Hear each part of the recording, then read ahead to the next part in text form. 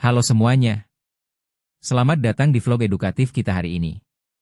Kali ini kita bakal bahas topik yang super menarik dan relevan banget di era digital kayak sekarang, yaitu kerja sama internasional di bidang perdagangan digital.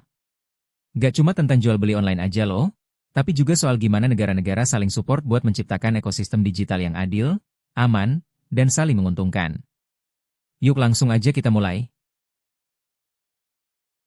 Sebelum kita masuk ke kerjasamanya, kita harus paham dulu nih, apa sih perdagangan digital itu? Perdagangan digital itu adalah semua aktivitas dagang yang dilakukan secara online, lewat platform digital.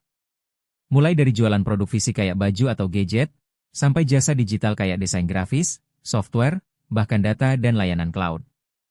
Jadi bisa dibilang, dunia dagang udah gak cuma lewat pasar tradisional, tapi juga lewat internet. Kenapa perlu kerja sama internasional? Nah, sekarang pertanyaannya, kenapa sih negara-negara perlu kerjasama dalam perdagangan digital? Karena tantangannya tuh gak kecil.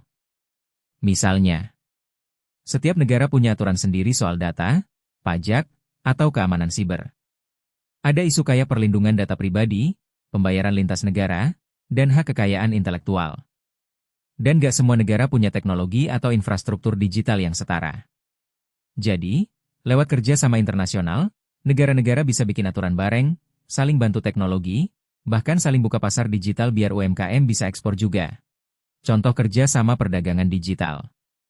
Beberapa contoh nyata nih. Digital Economy Partnership Agreement antara Singapura, Selandia Baru, dan Chili. Ini semacam perjanjian dagang khusus ekonomi digital.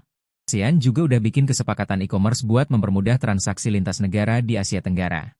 Indonesia juga aktif ikut forum-forum seperti G20, APEC, dan WTO buat mendorong aturan global soal perdagangan digital. Manfaat untuk anak muda dan UMKM. Yang paling keren, kerjasama internasional ini bawa banyak manfaat buat kita loh, apalagi anak muda dan pelaku UMKM. Akses pasar global lebih gampang. Biaya transaksi lebih efisien. Perlindungan data pribadi makin kuat. Dan peluang kerja di sektor digital makin luas. Kebayangkan, jualan produk lokal dari Madura atau Wonosobo bisa sampai ke luar negeri cuma lewat e-commerce? Keren gak tuh? Jadi intinya, kerja sama internasional di bidang perdagangan digital bukan cuma urusan negara sama pejabat, tapi juga punya dampak langsung ke kehidupan kita. Dunia makin terkoneksi, dan kita semua punya peluang buat tumbuh bareng di ekosistem digital ini. Jangan lupa like, komen, dan subscribe ya. Dan share juga biar makin banyak yang paham pentingnya perdagangan digital di era global ini.